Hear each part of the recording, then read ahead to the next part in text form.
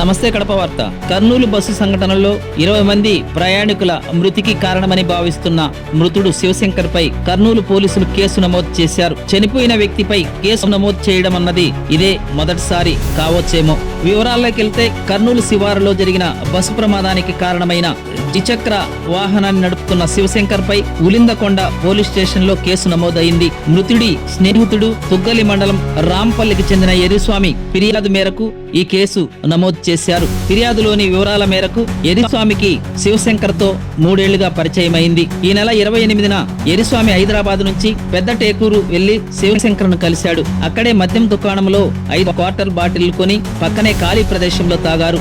రాంపల్లిలో తన స్నేహితుడి పెళ్లికి వెళ్లాల్సి ఉందని తనను కర్నూలు బస్టాండ్ లో దింపాలని ఎరిస్వామి శివశంకర్ ను కోరాడు. తాను డోన్ బస్టాండ్ లో వదిలిపెడతానని అక్కడి నుంచి రాంపల్లికి వెళ్లాలని శివశంకర్ సూచించాడు.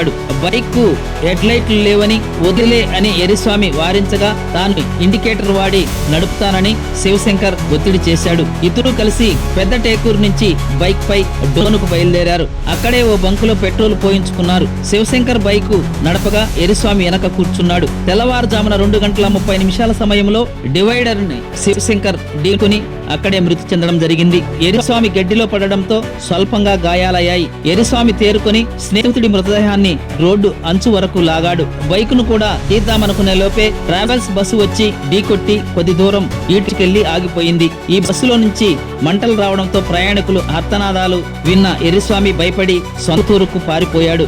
మర్నాడు బస్సు ప్రమాద వార్తలు తెలుసుకున్నాడు. 25న ఉలిందకొండ ఠాణాకు వెళ్లి జరిగిందంతా వివరించి శివశంకర్ పై ఫిర్యాదు చేశాడు. శివశంకర్ ప్రమాదానికి ముందుగా మద్యం తాగాడని కర్నూలు ఎస్పీ విశ్రాంతి పాటిల్ ఓ ప్రకటనలో తెలిపారు. ప్రాంతీయ ఫోరెన్సిక్ సైన్స్ ల్యాబొరేటరీలో అతని నమూనాలు పరీక్షించగా ఈ విషయం నిర్ధారణ అయ్యిందని వెల్లడించారు. శివశంకర్ ఎరిస్వామి బెల్ట్ షాప్ లో మద్యం కొన్నట్లు వచ్చిన వార్తలను జిల్లా ఎక్సైజ్ అధికారి సుధీర్ బాబు ఖండించారు.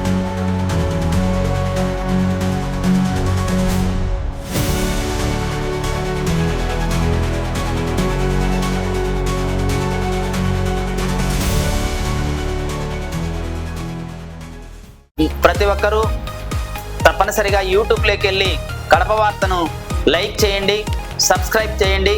ఇట్లు మీ జి రమణయ్య, ఎడిటర్, కడప వార్త.